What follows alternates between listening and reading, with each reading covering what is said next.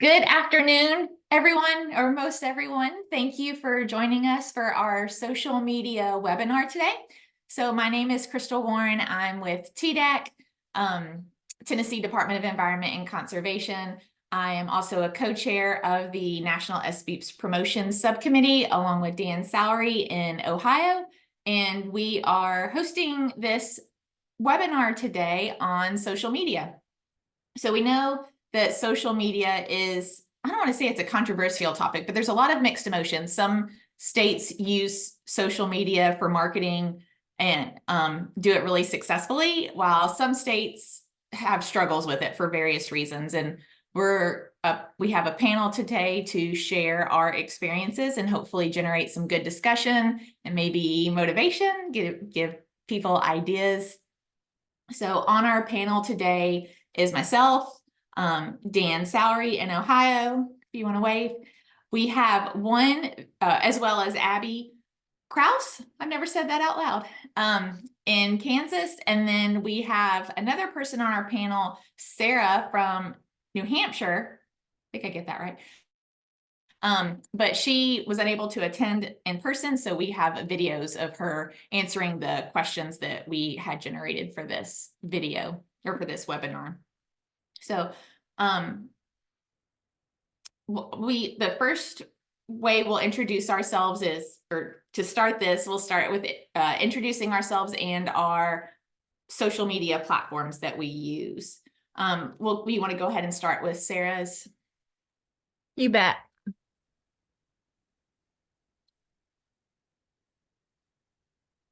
Hi, I'm Sarah Johnson with the New Hampshire Department of Environmental Services Small Business Technical Assistance Program, and I've been in this role for 15 years. So the social media platforms that I currently use are Facebook, Instagram, X, LinkedIn, and I'm not sure if we include YouTube on there, but we do have some YouTube that I use.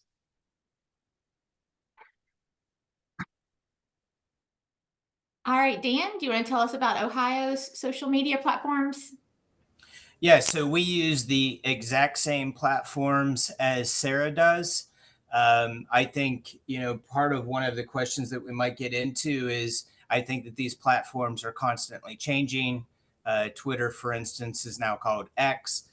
There's all kinds of rules that keep changing around these as well. And even TikTok is apparently maybe getting banned in some states. I know it's already been banned here in Ohio, but maybe it's going to be banned across the entire nation. So just because we're using one of these social media platforms, my point is it could end up changing. And that's a good point. I don't know how many people do use Twitter/X, but in our stock presentation that we give to external people, we have the Twitter logo. And I just realized last month that the logo, like we need to update it to the X logo. So I don't know how many presentations we've given with that dated logo. No one's called us out, so it's fine. And most people know the switch, but it is something you have to keep up with. Abby, what does Kansas use? Hi, I'm Abby Kraus, and I'm with K-State's Pollution Prevention Institute. And right now we're just using Twitter/X. Good call on the logo, because we still have the wrong logo in our website footer. I just realized that when you said that. So the change in Twitter has definitely affected us. I feel like it's kind of deteriorated, and our numbers are showing that. And so we're definitely open and kind of investigating like what the next step is. Good. I'm sure we'll go into a little more detail about that because I'll be interested in to hear about the decline. So in Tennessee, we use Facebook and Twitter/X. We typically have more success on Twitter than we do Facebook, for whatever reason that the audience that's on that venue. My goal for the past 2.5 years has been to get our LinkedIn account started. Still working on that goal, but I've heard other agencies have success with that, so I'd like to replicate it, but haven't done that yet. Okay, so we have a list of questions we'll go through, and then we have a Q&A at the end. First question we've set for ourselves is, who is responsible for creating content or posting? Is it a member of your SBEAT team? Is it a member of your overarching communications department? And if it is something that's out of your control, your direct control, how do you navigate those bureaucratic barriers? So I think first Sarah is going to address that.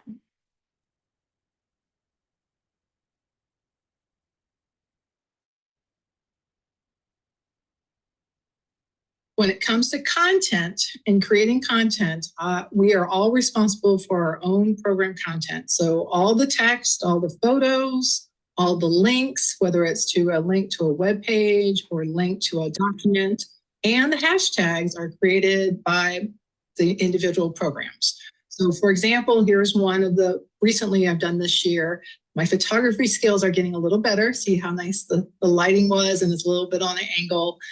So recent site visit I did, and for my site visits, I asked permission to whether or not I can take a photo, as well as if they're okay with me using their name. Some small businesses want the outreach and marketing, so they will say, oh yes, please. And those usually will also be in the photo with me, but sometimes they don't want to, and that's fine too. So I try to accommodate whatever their needs are for that.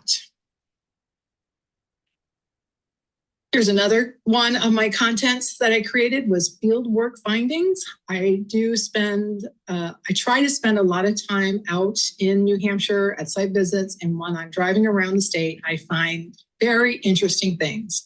So I started to collect things like this, which is a historic marker, a sculpture, a mural, a lake, a river, ducks, whatever. And because of all those photos, the Public Information Office, who is one that posts them, they created this special field work findings for me to try to highlight that I go everywhere in the state, that I'm out and about.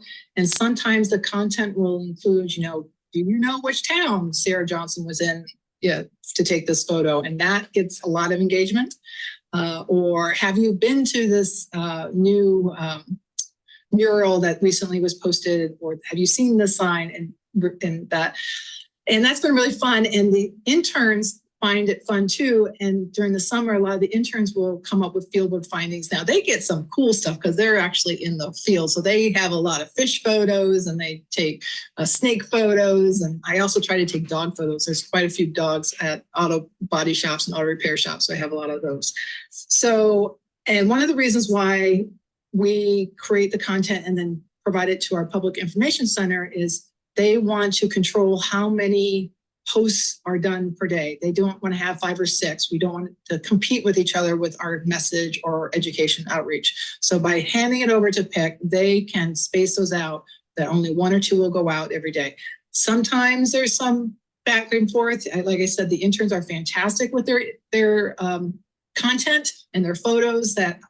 So May, June, July, I do have to fight a little bit to get my stuff posted, but eventually things will get posted, sometimes on weekends, and that's fine. That's, but I haven't really had any barriers with anything bureaucratic wise getting it on there. And sometimes if there is a little concern about something, they'll just tell me, feel free to post it on your personal stuff. So I'll just do that. So that seems to work just fine. Wow, that was a whole wealth of information. And I have 45 follow-up questions for Sarah. Unfortunately, she's not here. I love that fieldwork findings and just making posts to make your agency seem like a real person and not just a bureaucratic agency, a state government agency that people may not have trust or faith in. Great ideas from Sarah. Dan, share what's going on. Who posts with y'all? Sure. So ultimately, and I love that Sarah used the word PIC. I don't think our comms people want to be called PICs, but that's a good one. But they used to be called PICs. Now they're called comms. So with our new administration, they're comms, doing the exact same thing, but they are the ones that are ultimately responsible for the look and feel, the branding, the consistency, the wording. So what we do is we'll put together a post, we'll grab some suggested pictures. Well, it makes it easier for them to have something to work off of versus creating it from scratch. We'll review it, make sure we're not losing the intent behind the message. with oversimplifications, which can sometimes be a bureaucratic hurdle of, you have to be careful. We want to be nice, short, and concise when we send out our social media posts. At the same time, you don't want to, if you've ever worked with the Resource Conservation Recovery Act, they have the land disposal restrictions, but sometimes we have some folks in comms that take liberties. Those silly people, they don't know what they're talking about. They mean landfill disposal. And we're like, no, we don't. We actually mean land. That's what the rule says. So, it does require that, another set of eyes to kind of go through it one last time before it's posted. We do have some big, giant bureaucratic hurdles. I think a lot of programs share the same thing, in that, we're an environmental regulatory agency, if you will, not always liked by the General Assembly, not always liked by the elected officials, not always liked by the environmental groups, and not always liked by the regulated community. So that being said, that can make us very nervous and somewhat afraid of our own shadow. So we sometimes are our own bureaucratic bottleneck, if you will. The other bottleneck is in past administrations, and this, they've let off on this a little bit. But our governor's office also wants to make sure that all of the posts that are coming out of the cabinet agencies appointed by the governor, that they have that consistent look and feel as well. So there's another set of reviews that goes beyond even our agency. So yeah, those are the big challenges that we have when it comes to social media. That's a lot of levels of oversight. Yeah. Okay. Abby, what about at K-State? I'm the one responsible for posting for K-State, and I also do it for National SB. We work with a great team. They give me great ideas for content, so that helps me come up with things. I have a marketing calendar I keep, so I know like what national days that relate to social media posts are coming up. We don't have really bureaucratic barriers in our situation. The biggest barrier I face is time. You guys know, like, creating good social media posts can take a lot of time. I've created templates that have helped me save some time. If you guys aren't, I'm a graphic designer, so it's easier for me, but like Canva offers really good templates you can use that can save you some time. We also use a social media management system. We were using Hootsuite, but they've raised prices this year, so we started using OneUp. It does what we need it to do. The price is reasonable, and it posts to Twitter, which some of the social media management tools don't do. So if you are looking for a social media management tool, OneUp is definitely one I would recommend. We've been really happy with it. So like I said, it's not bureaucratic obstacles, it's more time in our situation. Yeah, thanks for pointing that out. Time is a luxury for all of us. In Tennessee, I am responsible for posting our content. We don't have to go through our comps team. TDEC has its own, our comps team operates its own TDEC social media, and SB has its own. And we try to repost from each other. TDEC will repost our social media posts if it's relevant, if they think it's relevant to the entire Tennessee community. So we don't have those bureaucratic barriers. And I think not necessarily with our social media. So we've had it before I started, but it's my understanding that our comps team did not want us to have maybe our own social media, maybe our own podcast. We have that too, or our P2 program has its own podcast. But so what our group did was say, give us a 3-month period, like let us produce content. We'll run it by you before we post anything. And after that 3 months, our comps team said, okay, what you're doing is fine. Feel free to do whatever you want. So we did we did navigate through a little bit of bureaucracy, but once they gained trust in our staff, then it hasn't been an issue at all. So we are fortunate with that. The other thing that I feel like I am bringing up the rear of the least successful social media program in this in this panel. Someone's got to do it. So my biggest barrier, like Abby said, is time. My goal, my performance plan says I should post once a week. I do most times, but sometimes, other things get in the way. We're assisting people, we're out of town at conferences, outreach events, whatever, and I don't get to posting once a week. I wish I did a better job of reposting. I tell myself when I'm in that slug after lunch, when I'm a little sleepy or scrolling through my own personal Instagram, that I should be scrolling through our work social media instead, so I can repost and still stay relevant. I'm still working on that, but that's my barrier, if we're being honest, in our small, intimate group here.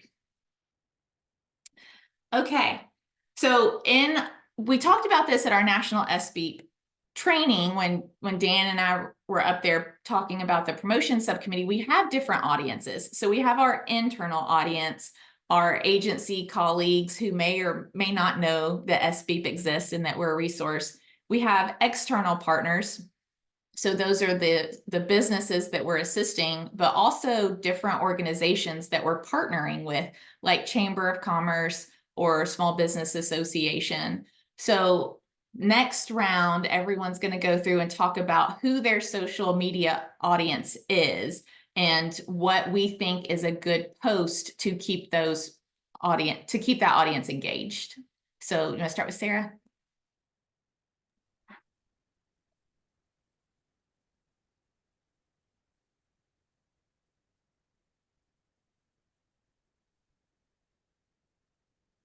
All right. As for defining audience, I work really hard to promote within, and one of the ways to promote within is DES staff actually follow the DES Facebook pages and other social media. And because of that, they will see the work I'm doing. They'll see the site visits, they'll see the outreach, they'll see where I've been speaking. For example, this one is one of my speaking ones. I wrote the content for Rebecca. She did not participate. While she was a speaker, I wrote the content. And we did an environmental career day, which is what it was. And at this particular vocational technical school, they also have a vet clinic, so you can take the classes, be vet clinics. So I had all these animals. So I took photos of the animals, and they also have a dairy farm, a working dairy farm that they actually sell their dairy to a cooperative. And I tagged the vocational center, the Palmer Center, and they also then posted it on their page, and they posted it on their LinkedIn, and we posted on LinkedIn. So we got a lot of engagement from all over the state, and trade associations liking this particular group of photos, because we're all here to support each other and to promote each other's. And I find that to be very true with upping your engagement, is to try to tag trade associations, other business providers, system providers. Internally, I have another one. I shall say it right now. Here was a pretty fun one I did. So this is Curly Q Farm. That is my personal farm account on Facebook. It's not my personal Sarah Johnson page, but it's my Curly Q Farm, the activities I do on my farm. I was asked by our solid waste operator program to bring in a pack-up hoop for our composting project that they were doing, a training where they had different buckets of different manure, and that you had to guess what kind of manure it was. And alpaca is kind of out there, but someone was bringing cow and horse and chicken and things. So I thought it'd be fun. So I tagged DES. So that got on the DES page, as well as some of my coworkers follow Curly Q Farm. So then they shared it on their personal pages. So it really was pretty fun to see it go a little, a bit around New Hampshire, that, Curly Q Farm has alpaca, and I donated all this manure. And I have a lot more, but some for their training. And that was really great. You just never know what's going to create engagement, and always trying new things and new pictures and stuff.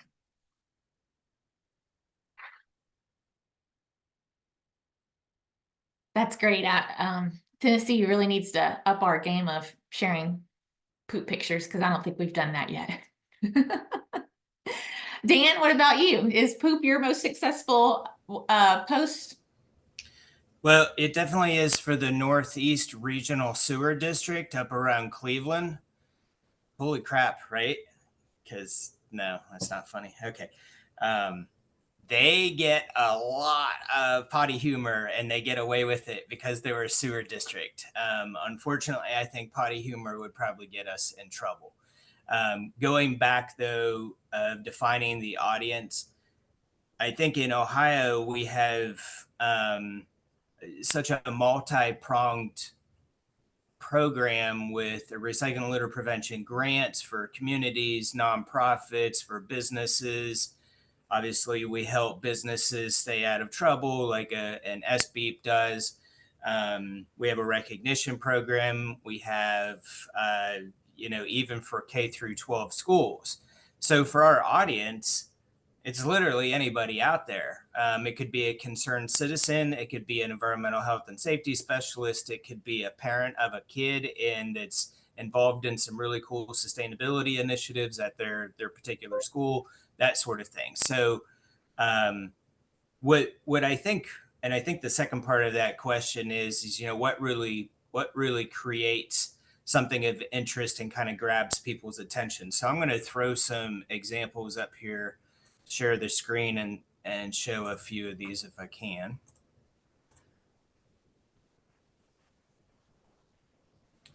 So are you guys able to see that? Yep. Okay, cool. So one of the things that we do is we have materials marketplace Monday, no waste Wednesdays. So we have like different themes, if you will. And what we try to do is hit on local events so it resonates, and that's how we get the engagement. So this is one of my favorites. The Barbie movie came out, and we came up with this literally.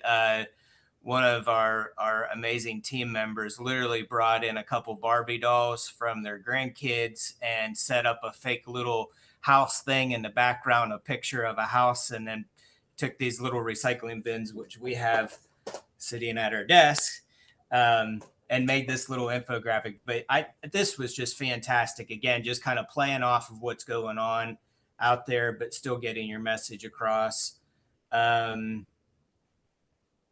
Just examples of making sure that you're recycling right. Here's an example of the online sales over the holiday season. A lot of us are buying stuff online. We get a lot of stuff in your Belinda. Yeah. Hey, you're welcome to that Barbie one. That's a good one. But a lot of us have lots and lots and lots of cardboard. So use that to your advantage to bring the awareness that you can recycle that. This was, believe it or not, if you look on some goofy calendars, like every single day is some goofy day.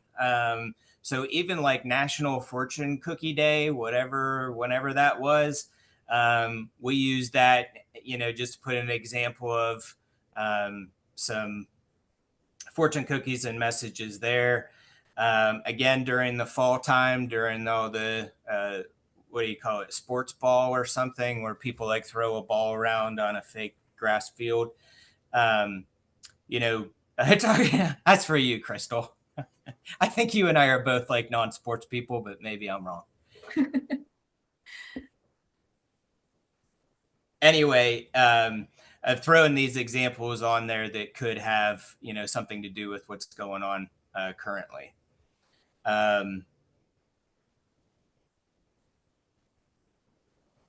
So New Year's resolution, there was another one. Fall time, pumpkins, gourds, stuff like that. Just a lot of different ideas that you can kind of take, even now where everybody's starting to mow their lawn and things that they can do. So I will stop sharing. But in short, it's really about finding something that's going to resonate and knowing that your audience is not necessarily specifically an environmental health and safety person. It could be anybody that's, wants to do the right thing and stumbles upon your social media post. So keep in mind that audience could be different people than what you're necessarily thinking. all of those were hugely inspiring. And Belinda, I want to do more than recycle. I just want to outsource our program to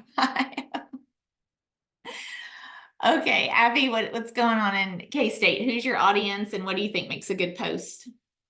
I think like a lot of you guys, we have a variety of people that are our audience. So it needs to be relevant to internal and external audiences. One thing I'll touch on that I don't think anyone else has yet is one thing I focus on is brand consistency. And I'll show you national SB tweets I've done. Let's see.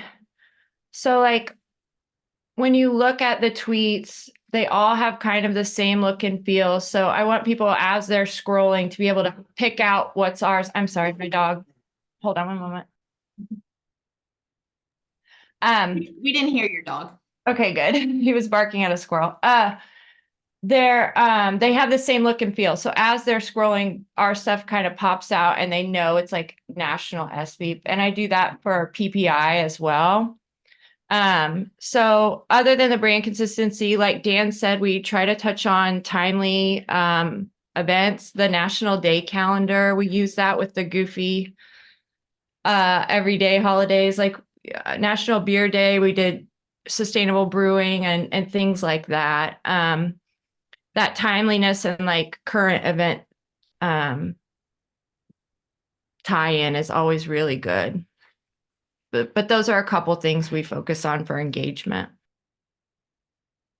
Oh, again, so many great ideas. I feel like I'm just on this panel to absorb all the good ideas. I that feel everyone the else same way, has. but isn't that why we're all here, right? Exactly. I'm gonna have to rewatch this video just to refresh my memory after all these good ideas.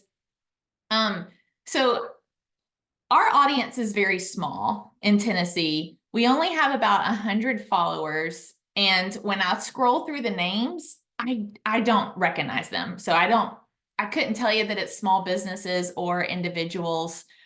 And again, that's just me being honest with you. I would love to grow our audience since we are just the SBEAT program that we're promoting. So we're not promoting our P2 or recycling or materials management.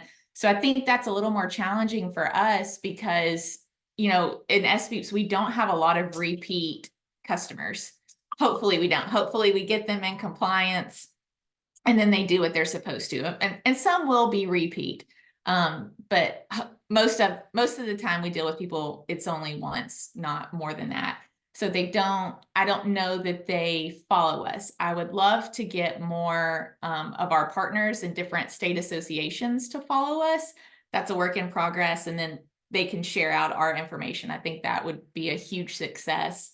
But as far as the posts the information we post that is most popular is by far our state trainings. So whether that's a Division of Solid Waste training on hazardous waste or landfill inspection or landfill inspector or any type of other trainings that the state offers or that TDEC offers, those get the most likes and reposts for us.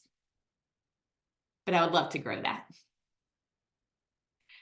Okay, so last question we have before we open it up to everyone is what's next for you? So where do you're in this location, where do you want to take this program? Are there other types of posts you plan on trying? Are there additional platforms?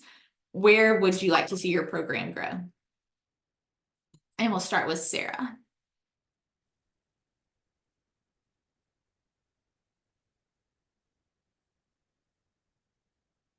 All right, and so what is next on my list? I'm really working on LinkedIn. I'm trying to expand my audience through LinkedIn. Very recently, I've had some conversations with people in our economic development department, as well as some attorneys and realtors. And as soon as I got off the phone with them, they liked me on LinkedIn. And I was like, oh my goodness, there's a way for me to do outreach and education to these audiences I've never really had a chance to reach out to. So I have been very diligently trying, every time I talk to someone or I get a new client, I try to find them on LinkedIn and try to get to connect with them so I can send out that information. It's much more business-like. I don't find anything there that concerns me on LinkedIn. It just seems to be a little bit more professional. I try to create very clear photos or I don't actually create the graphics, but somebody else will, and I'll use that. For example, the New Hampshire DES is a member of the New Hampshire Businesses for Social Responsibility. So I can ask them to repost this on the DES page. So that is trying to build up the audience for DES as well as the Businesses for Social Responsibility. I'm also including that on my personal page because I'm also trying to build up an audience for that. So that has been quite interesting to reach out to. And I thought, I can't believe I was on it for 10 years and never really using it. Now I finally, the aha moment hit, and now I'm trying to use as much as possible. The only other thing I would hope in my future is for videos. Really still struggling with videos. It's mainly a time constraint. I'm working on 2 right now with the Public Information Office and getting the script down and the location to film and timing to film and get all the props that we're going to use for it it's taken us a lot more time. We really thought we could get it done in 2 months, and here we are 4 months and we're still not there. Hopefully we'll be done by June. But it's just taken a lot more time, mainly because we're all busy. It's nobody's fault. We want it to be right. We want it to be concise, and it just takes, videos just seem to take more effort than you think they're going to take and stuff. Ooh, Sarah's just spot on with all that, isn't she? Just take her response and multiply it times 2 for me. So that's exactly what I have to say. All right, Dan. So with our recent new administration, there is an emphasis more on social media telling our story and doing it in a far more rapid pace. With that being said, we're on a great trajectory now. We're continuing to build and build and build. And I think really that's the next step, is continue that momentum, continue to build your base of followers, continue. I think if you're going to, I took a social media course. So I was real frustrated in the past lack of efforts and in the agency. And I thought, geez, there's so much more we could do. Took a social media class, and I was amazed at what the professionals consider adequate. 15 to 20 posts a day. That's what they're recommended. And I'm like, what? We're not doing that. We're doing like maybe 2 or 3 a week, but I don't know about that many. But to be effective, you need constant engagement. And that's how you build your followers. You keep it engaging, you keep it exciting. There's something out there for literally everybody, and that's how you get your hits. I was really shocked by that because that's way beyond anything we've ever done. I thought we were doing good with a few posts a week, not 15 to 20 a day. But yeah, I think that you want to make sure that you're continuing to change with the times. If there's a new social media platform that's not going to get banned, like TikTok or something, if there's a way that you can make short little videos to get out there and bring more attention to your programs, the better. But yeah, I mean, you got to constantly be changing with the times to keep up with social media. So I'll stop there. Yeah, all true. Abby, what about y'all? 15 to 20 a day. I mean, That's there's a full-time job. Yeah, there's such a thing as audience fatigue too. I think you have to keep in mind.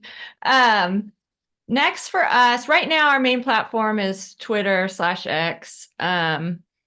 And over the past year or so, I've really watched our numbers, our analytics kind of go downhill pretty consistently. So they're kind of reflecting the changes that are made in that platform. And so it's time for us maybe to start reevaluating and see if it's worth our time anymore, and where our time can best be spent. But after listening to Sarah, I really think LinkedIn might be the next step for us. many of you guys know Chris Brazil on our team. She's worked with LinkedIn for our intern program and connected with interns. And I think she's found some success doing that. And I think it makes sense for us. But we really need to look into it and see the best way to kind of get started in that. But I think that's next for us. And then probably taking everything I've learned here today and integrating it. That's probably next for me too. And I would like also, our intern program is a big part of what we do at PPI. And I would like to engage the interns. I mean, they're young, they are the social media gurus. So I would like to pick their brains or somehow have them submit photos to me about their work they're doing. I just think that's an untapped resource. But again, time is such an issue. I know it is for all of us, but those are two things on my radar, are LinkedIn and kind of tapping our interns every summer to see if they can produce some interesting, fun, youthful content. That's a great idea. Every single word that has been said is a great idea, but utilizing the interns is because we all have trouble with time. So let's use those interns. Let's use their time. It's less valuable than ours, right? So what's next for us? Pretty much everything that's been said. I do want to grow our LinkedIn program, especially because I know when I'm looking at something like a business or a person professionally, I Google them and the first thing that pops up is LinkedIn. So I'm using that as a resource. That means other people are too. So I need to tap into that. The types of posts that I want to try is, like was said earlier, videos, reels.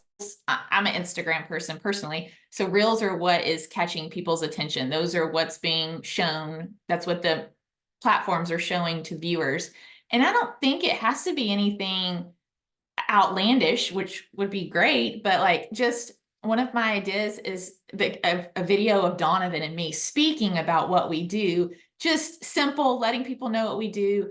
It can take 30 seconds, but like Sarah was saying, it takes longer to record, then you got to edit and all that stuff. But that's the kind of post I want to do, is just simple videos of what we do, even if it's screenshots, scrolling. I've thought about taking a video of some very complex email that Donovan sends, but it's not complex because Donovan knows how to talk to people, and breaking it down where he's asking people for information about their facility and saying, this is the type of assistance we provide, just to give people an idea of what we do. Because I feel like our biggest struggle is people just don't know who we are or what we do or what a great resource we are. And I think that's all. I got lots of ideas, just not the time to implement them. So That's the story of my life, Crystal. So I think we can segue into the Q&A session. We did want to keep this about 45 minutes, so we'll spend about 5 minutes on Q&A, but happy to continue the conversation offline if people want to. So Samantha asked in the chat, who monitors engagement with posts to see what is successful and what isn't? Who responds to comments, etc.? Dan, do you want to start with your state? Well, this is being recorded, so I'll say that we're following all of the metrics and making decisions based on those results. I don't know that we are. That's a really great question. I would love to see that we are doing that and making concerted efforts, like the Barbie post. It would be interesting to see how many hits we got on that as opposed to something else, and then kind of adjust accordingly. But yeah, ideally it would be our communications department that is doing that. I don't know that they actually are. Okay. Abby, are you keeping track? Yeah, I do. I monitor the engagement in the posts. Our most successful posts are consistently the ones where we tag other agencies or people, like Sarah said at the beginning. It just gives you a wider reach and they always have more engagement. But we just we try different things, and some things stick and some things don't. You kind of don't know when you're putting it together, like what will be successful. So those analytics are pretty helpful. Yeah, I look at the analytics every week. We in our group, we do a weekly report. And so every Friday, so part of my report is saying how many views, how many posts we posted and how many views they got. And then I write down the most popular post. So that's how I know that the trainings are. And sometimes it can get disheartening. Like, like Abby said, creating a post takes time. So, you spend 20, 30 minutes creating some cute post on Canva because I care about aesthetics. And then you see it like 3 views and you think, well, was that worth it? So that's where we are in Tennessee. It sounds like other people aren't there, and that's great. So social media goals here in Tennessee. All right, Belinda asked, what do you know? So she's talking about LinkedIn. What do you know on how they show our post, how to increase engagement? Oh, and Belinda has her hand raised, so maybe you can expand on that.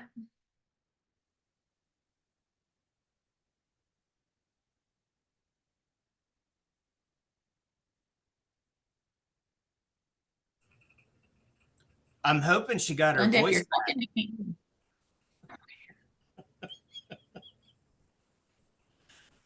We can't hear you if you're talking, Belinda.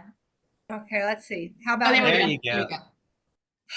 We're trying tech problem with the new computer. So I created a sustainability post that I was really pleased with for Earth Day. And I put it on Facebook, Instagram, and LinkedIn. I got 82 views on Facebook, I think 3 on Instagram, and 19 on LinkedIn.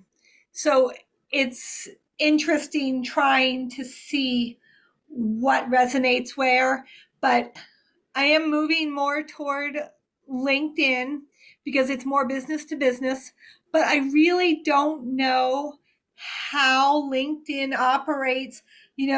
Does my post go out to all of our followers? Because we have like 650 followers.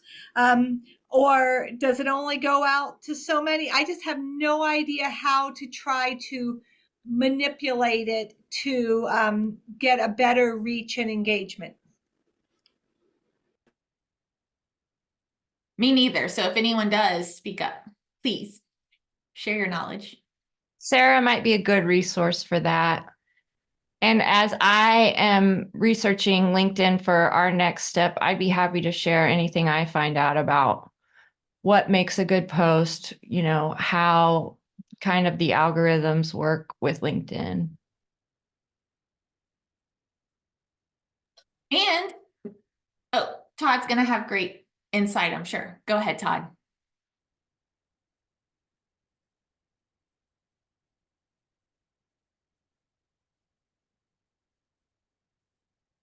Todd, you're muted if you're talking. There you go.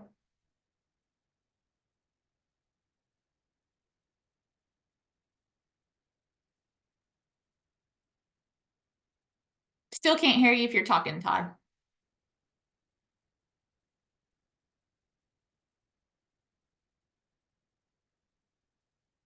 Okay, well, while Todd, if you can hear me, interrupt. If you are able to speak, go ahead and interrupt me. But maybe that's something that the promotions subcommittee can research, or that can be a topic of discussion, how LinkedIn operates in our future promotions meetings. So Dan and I need to work with Nancy's team to get those in the calendar. And we'll take one more question. I do want to respect people's time. So go ahead, Samantha. Hey, everybody. Can you hear me? Yep. Awesome. Figured I'd ask that first before I start talking. So my question is, when you're doing posts, it's really about cross-posting. Are you posting the same thing to the different sites, or are you tailoring it structurally or content-wise to the different sites? And are you posting, if you do a Facebook post, do you make sure you do other posts on the same day, or do you say Monday's Facebook, Tuesday's Twitter? How do you juggle? Because there's just so many. We do the same posts, same exact post, maybe a few less words on Twitter because of the word count, but ours are the exact same. Abby and Dan. We We do. we only have Twitter right now, really, so we're not. But in the past, when I've done social media management, I've taken the same message and maybe tweaked it a little bit, like you said, the wording, or you know, just tweaked it a little for each platform, but basically the same thing. And for us in Ahia, as we call it, some of us call it Ahia, not all of us. We what's the question again? Do you post the same thing on all platforms or do you tweak Okay. it to address the audience? Sorry, I keep looking at this Barbie picture and it's like, gosh, it's so genius. Anyway, we do end up tailoring the message a little bit differently. LinkedIn, for example, we tend to have far more professionals, if you will, not necessarily concerned citizens. A lot of them are environmental health and safety specialists. So we might gear the message a little bit differently for those folks. But a lot of them, like everybody else said, they're basically the same post, maybe reformulated for that different audience. I think I started trying that and then it took more time and didn't have the ability to do that. Yeah, it's a time issue again. It comes up. So I'll go ahead and wrap us up and I just added in the chat. I'm a huge sports fan for Ole Miss, University of Mississippi. Otherwise, I don't care. To get back to Dan. Crystal, Yes, ma'am. I'm not sure, but Todd may have resolved his microphone issue. Okay, Todd, So you want Todd, if you want to try it.